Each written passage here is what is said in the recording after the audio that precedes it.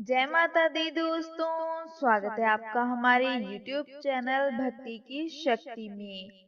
दोस्तों, आज हम आप सभी के समक्ष उत्पन्ना एकादशी व्रत की कथा प्रस्तुत करने जा रहे हैं। मार्गशीर्ष मास के कृष्ण पक्ष की एकादशी को उत्पन्ना एकादशी कहा जाता है। एकादशी व्रत की शुरुआत उत्पन्ना एकादशी से मानी जाती है। भगवान विष्णु से मार्गशीर्ष मास के कृष्ण पक्ष की एकादशी को एकादशी देवी का जन्म हुआ, जिस कारण इस एकादशी का नाम उत्पन्ना एकादशी पड़ा। जो मनुष्य अपने पूरे जीवन काल एकादशी का व्रत रखते हैं, उन्हें मृत्यु के पश्चात वैकुंठ प्राप्त होता है। एकादशी के समान कोई दूसरा व्रत पाप नाशक नहीं है। एकादशी के महत्व को सुनने मात्र से ही सहस्त्र गोदान का पुण्य फल प्राप्त होता है। एकादशी व्रत में अन्न का सेवन करने से पुण्य का नाश होता है और दोष लगता है। इसीलिए एकादशी के दिन एक समय फलाहार करना चाहिए। मार्गशीर्ष मास के कृष्ण पक्ष में एकादशी के उत्पन्न होने के कारण इस व्रत का अनुष्ठान इसी तिथि से शुरू करना उचित होता है। इसको करने से दिव्य फल की प्राप्ति होती है। तो आइए अब सुनते हैं उत्पन्ना एकादशी व्रत की कथा। धर्मराज युधिष्ठिर ने भगवान श्री कृष्ण से एकादशी व्रत का महत्व और यह व्रत किस प्रकार किया जाता है और इसको करने से क्या पुण्य प्राप्त होता है और इस पुण्यमयी एकादशी तिथि की उत्पत्ति के विषय में पूछा। तब श्री कृष्ण ने कहा, हे युधिष्ठिर, सतयुग में मुर नाम का बहुत बलशाली और भयंकर दानव था। मुर ने देवराज इंद्र और सभी देवताओं को पराजित कर स्वर्ग पर अपना अधिकार कर लिया।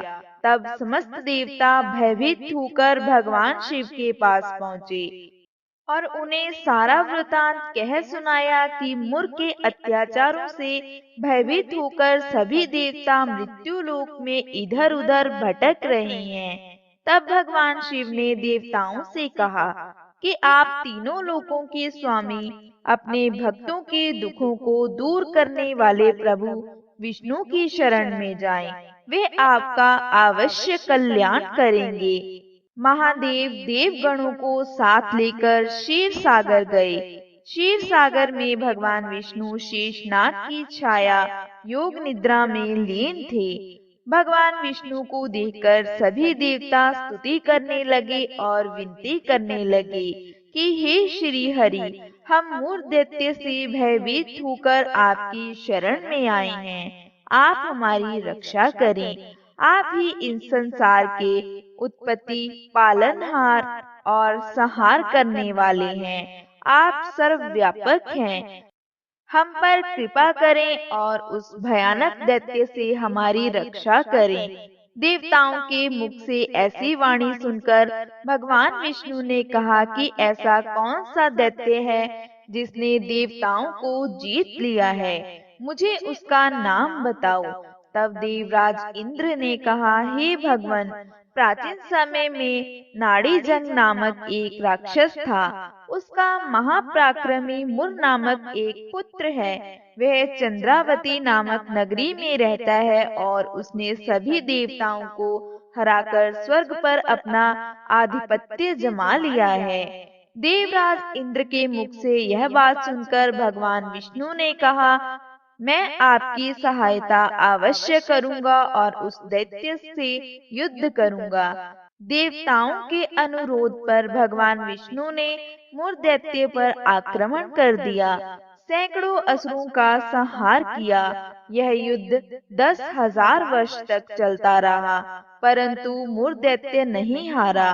भगवान विष्णु थक कर विश्राम करने के लिए बद्रिका आश्रम चले गए और वहां वह 12 जोजन लंबी हेमवती नामक सुंदर गुफा में निद्रा में लीन हो गए। इस गुफा का एक ही द्वार था।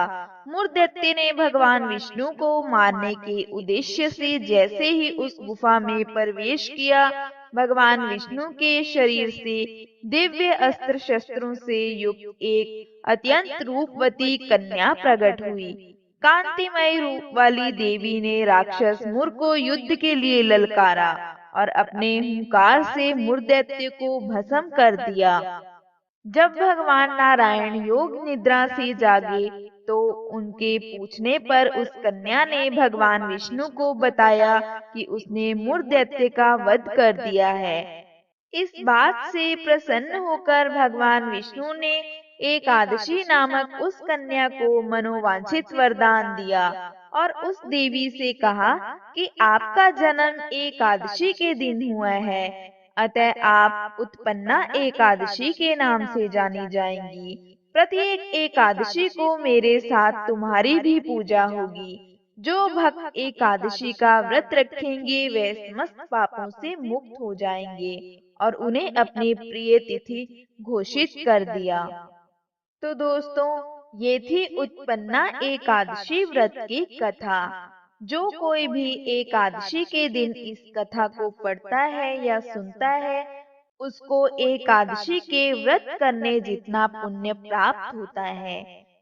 हे श्री नारायण, अपने भक्तों पर सदैव अपनी कृपा दृष्टि बनाए रखना। कथा सुनने वाले का भी भला और कथा सुनाने वाले का भी भला। कथा समाप्त। तो बोलो जय श्री हरि की।